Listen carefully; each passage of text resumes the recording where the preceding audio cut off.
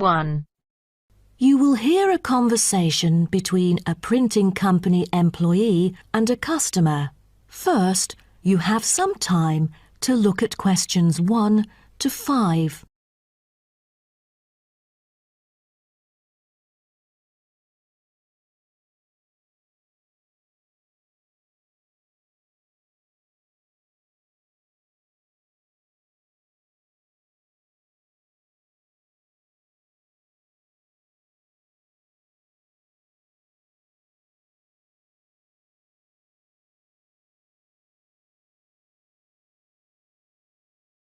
Listen carefully and answer questions 1 to 5. Good afternoon. Welcome to Matrix Printing. I'm John Smith. How can I help you? Good afternoon. I'm here to reprint a brochure for our hotel. There are some pages that need revising. Sure. How may I address you? Oh, I'm Mary Jane from Central Hotel Chains. Nice to meet you. I've got samples of the previous version. I assume it is your company's advertising brochure. Yes. What exactly is the problem? Well, it was printed the year before, so some of the information is already out of date. There are also a couple of problems with the layout. Firstly, the letters of the address on the front page are far too small. It's hard to see when glancing at the cover. How big do you need it to be? Increase the letters by 3 font sizes. Just a minute. Let me take notes of your requirements. Okay. What else needs changing? The information regarding the pool should be deleted because it is currently under renovation and is not available. So, all of the relevant descriptions on page 2 should be removed? What do we replace it with? We can't just leave the whole page blank. Just fill it in with the introduction of our newly opened gym. I've included all the relevant information here in this flash drive. Let me check. I see. No problem then. What is also bothering us is that the description under the top photos on page 4 is incorrect. The word lounge needs to be replaced with reception. Fully noted. Is that all? No, there is more. Turn to page 5. We feel that showing merely the picture of our exterior and interior decoration does not fully represent the appeal of our hotel. On second thought, we've decided to use a picture with the view of the hotel. Do you have the original copy of the picture? Yes, it is also enclosed in the flash drive. Okay. We'll re-edit the whole layout of the photos. Great. Before you hear the rest of the conversation, you have some time to look at questions 6 to 10.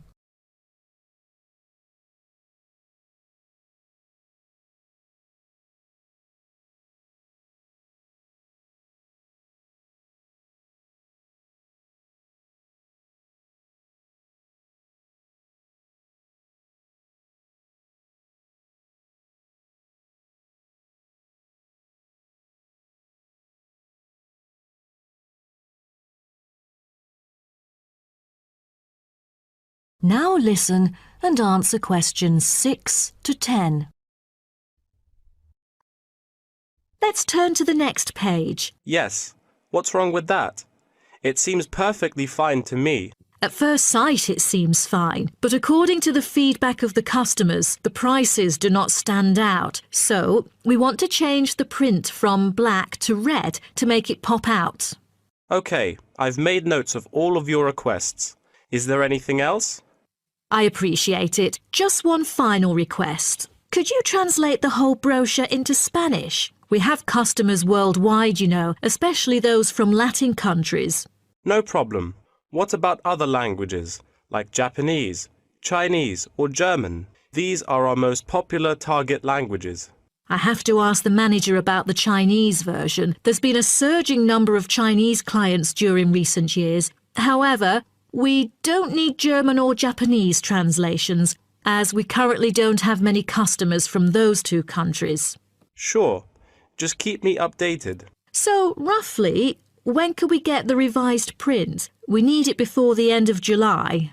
It's late June now. Roughly, it'll take 3 weeks to re-edit. so it will definitely be ready before the deadline. Great. To where shall we send the samples?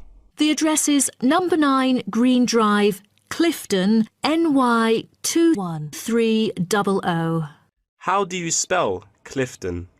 CLIFFTON, Clifton. And the telephone number? It's 9030366602. Also, if you have any further questions, you can reach me through this number. Okay. That is the end of part 1. You now have half a minute to check your answers.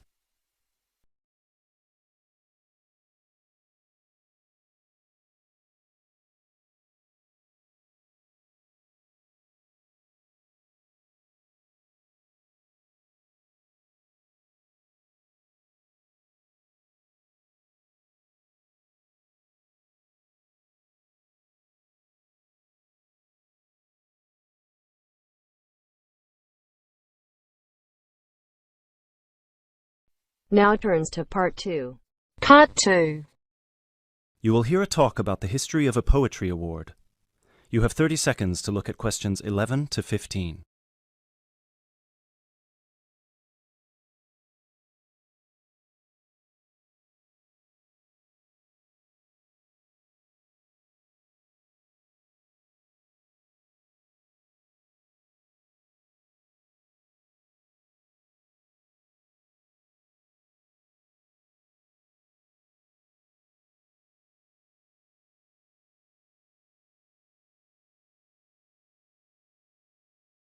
Hello everyone, and welcome to this year's award ceremony for the Antonia Watson Memorial Poetry Award.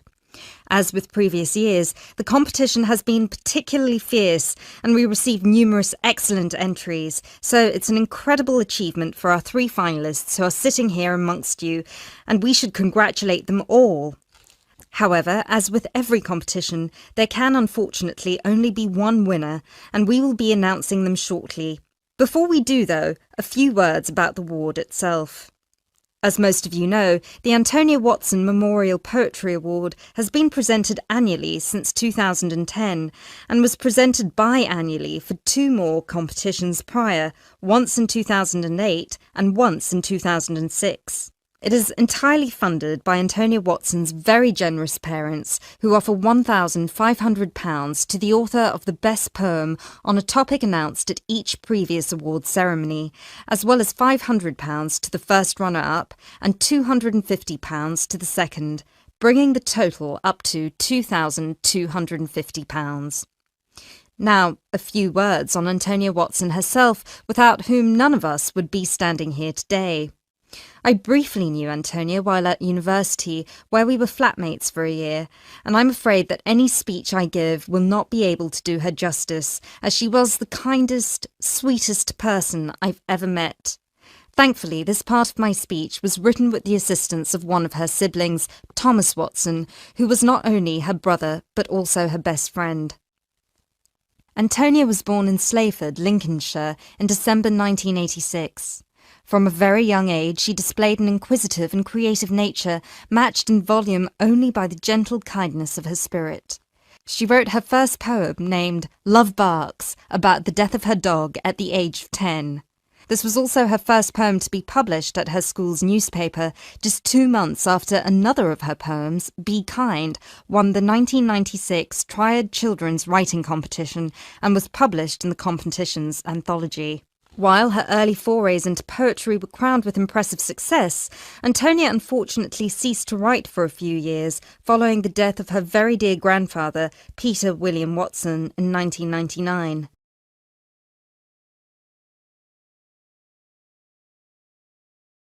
You now have 30 seconds to look at questions 16 to 18.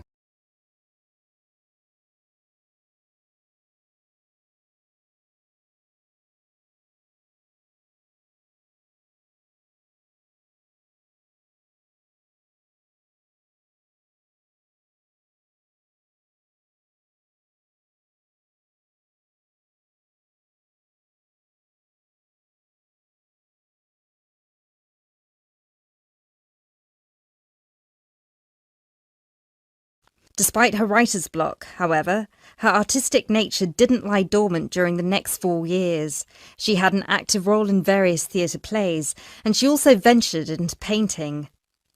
A few of the plays are available on the internet, and you can find several of her self-portraits on our website, and you can see for yourself how impressive they are. But poetry, of course, remained her passion even then, which is why in 2003 she resumed writing, and her next poem, The War on Both Sides, was published in her college's journal. At the age of 18, Antonia moved to Sheffield to study English literature at the University of Sheffield. This is where she and I met, spending a whole year in adjacent rooms in a flat in central Sheffield. This is also where I met her good-natured, generous parents, Mr. and Mrs. Watson, who came to visit her regularly and always treated me like a daughter as well. Antonia and I grew very close during that period, and while we ran in different circles, we always found time for each other every week. Antonia self-published one collection of poems in August 2005.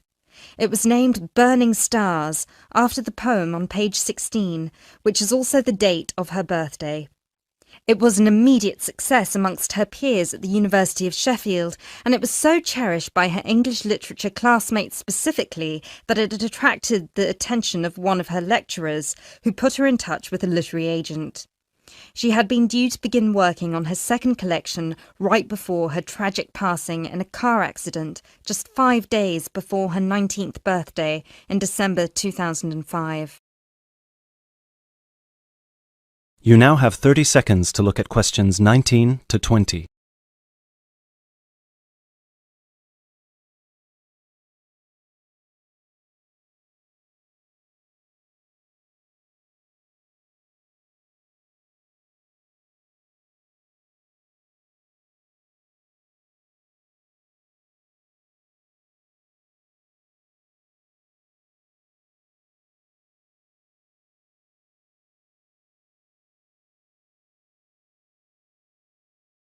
Antonia was always interested in societal shifts and how they affect humanity as well as the environment, and this award was designed to reflect her faith that regardless of what we do, we are all inherently good.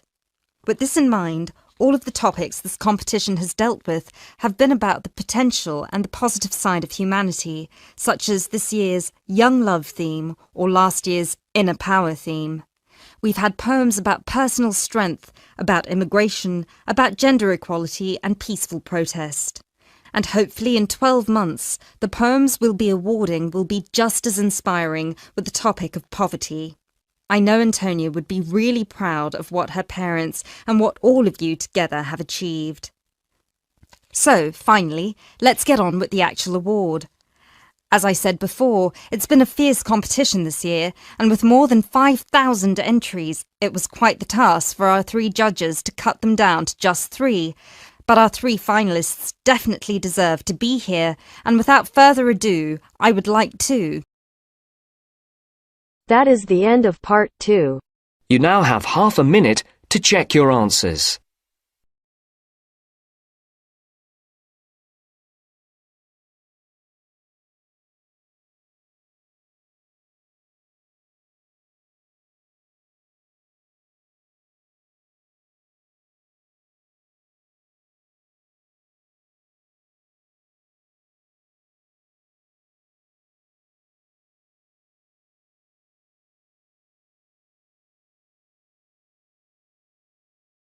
Now turns to part 3.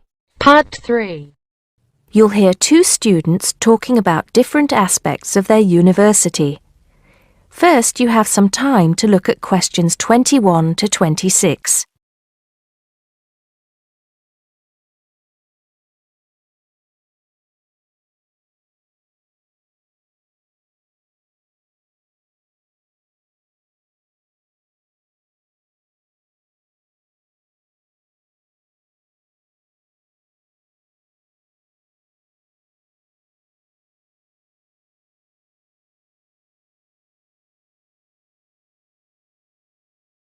Now listen carefully and answer questions 21 to 26. Great party last night. You should have come. But anyway, So what have we got to do here? We're supposed to fill this form in by ourselves, but I'm sure it's okay if we chat about it first, don't you think? Yeah, sure. So, there are 10 questions and we've got to tick numbers 1 to 5 for each question. 5 means really good. 1 is bad. Question number 1. Was the course well organized? We'll give that a 5, agree? Yep. No question about that. What does question 2 mean, though? Was the teacher flexible? Is it good to be flexible? Well, that means, was the teacher very strict? Or maybe she gave you more time to complete your assignment. Things like that. So for that question, we should give her a 5. She always gave us an extra day, didn't she? And she wanted to know our opinions on things. We had great discussions. Fair enough. What about this one? Was the teacher friendly and encouraging? I'm not sure about that. She was friendly to some students, but I think she had a problem with Mike and Alex, who were usually late. She did get a bit irritated with them sometimes. Yeah, we weren't too happy about them either, though. I know it was a bit early, with classes starting at 8:30, but you choose if you want to sign up to them or not. So that's no excuse, really. Yeah, they could have taken the evening classes if they didn't want to wake up early in the morning. Now, what about these questions on the course books? Look, the business studies book was interesting, but I thought the human behavior one was boring. Really? That's the one I like the most, perhaps because I want to study psychology. You want to become master of the universe, managing a huge multinational company, don't you? There's nothing wrong with being ambitious, you know? The best laid plans of mice and men. What's that? Some sort of quote? Stop being so literary. Let's get on with question 5. Did you find the campus library a useful resource? Well, most of the books I wanted had already been taken out, but the internet access was definitely useful. Let's give that a 4. Okay, and the staff there were always friendly and helpful. Before you hear the rest of the conversation, you have some time to look at questions 27 to 30.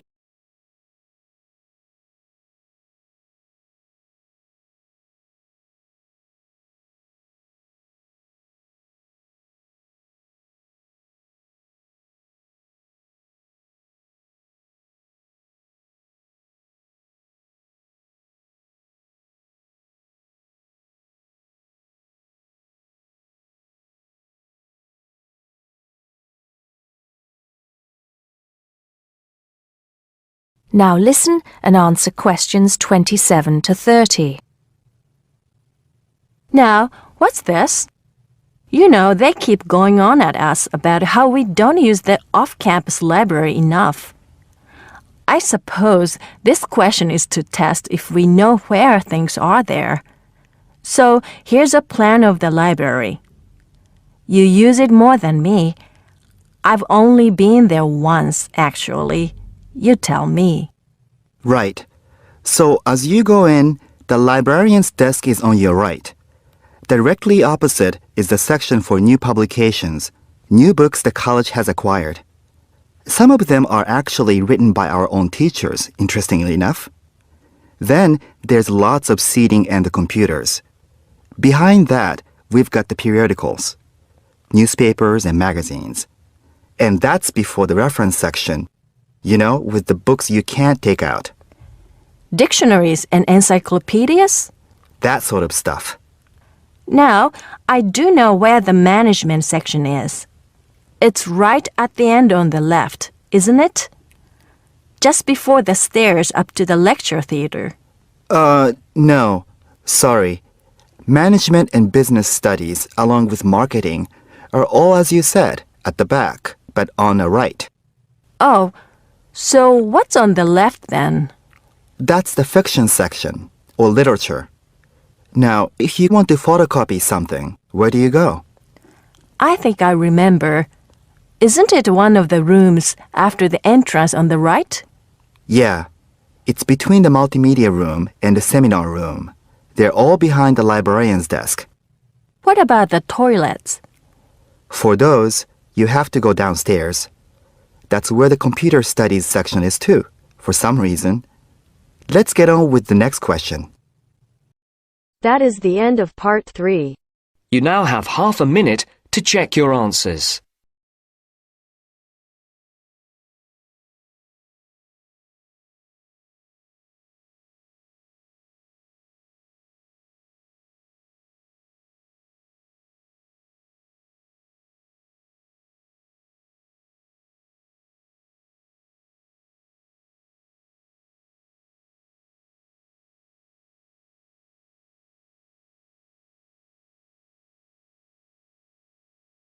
Now turns to part 4. Part 4. You will hear a talk on the history of football in Great Britain in the 19th century. First, you have some time to look at questions 31 to 40.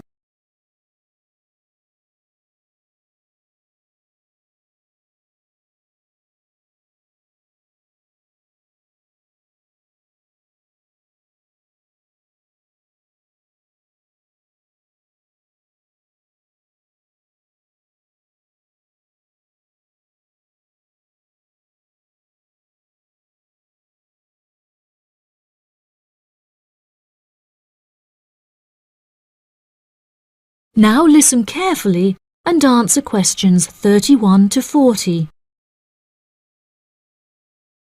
Great Britain is often hailed as the home of football, with talented players travelling from far and wide to play for teams in the English Premier League, one of the most popular football leagues on the planet.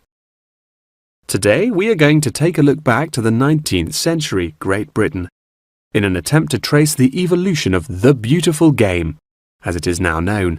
Prior to the 19th century, the game featured a wide variety of local and regional adaptations, which were later smartened up and made more uniform to create our modern-day sports of association football, rugby football, and Ireland's Gaelic football. Even up to the mid-19th century, Shrovetide football, or mob football, was still widely practiced. According to the rules of mob football, there were no rules. A player could legally use any means whatsoever to obtain the ball, such as kicking, punching, biting, and gouging, with the only exceptions being murder and manslaughter. These games may be regarded as the ancestors of modern codes of football, and by comparison with later models of football, they were chaotic and had few cooperation. Towards the latter end of the 19th century and moving into the early part of the 20th century, however, there appeared a newfound emphasis on moral values in football. Perhaps a more modern example of this can be seen in John Terry's suspension as England captain, following reports of his infidelity to his wife. Furthermore, as mob football died away, there grew a greater concern for players' health and general well-being, with many clubs affording their top players access to frequent medical checkups and treatment. Despite the presence of Great Britain's unique state-funded National Health Service, football clubs are still seen today providing team members with state-of-the-art healthcare facilities, with the top clubs even housing their own specialist doctors and physicians.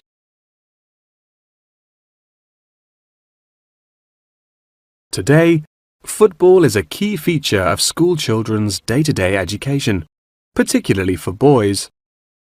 With the help of football associations, all schools in the UK are boasting their own football teams. This mainly comes as a result of pressure put on schools and the government by concerned parents, who felt that football education taught their children valuable lessons and indeed vital life skills, such as teamwork and a drive to succeed. Nowadays, many of the UK's top football clubs provide training facilities and outreach programs in an attempt to educate the nation's aspiring youths.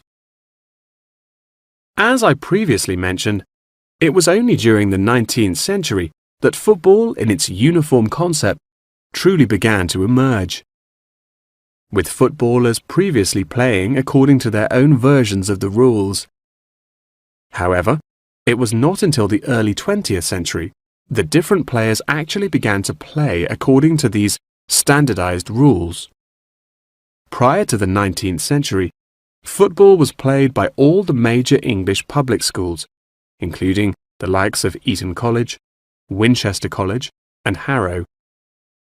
In 1848, there was a meeting at Cambridge University in an attempt to lay down the laws of football.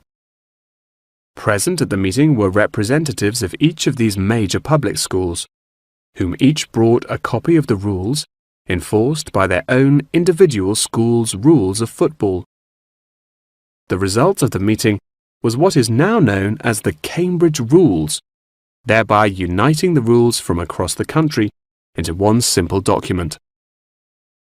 However, the Cambridge Rules were not liked by all, and a new set of rules, Thring's Rules, compounded in the book The Simplest Game, became commonplace among dissenters.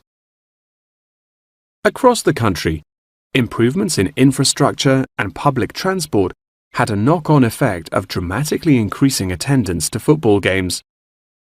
Football quickly became a social event where spectators would meet friends, drink tea, and chat about the good old days. As football became more and more popular, it was decided that more money should be invested in maintaining the quality of pitches, amongst other things, and there was even talk of installing seating for spectators. However, the question of who was to foot the bill quickly became a divisive issue, with many believing that the government should fund football's development as a national sport.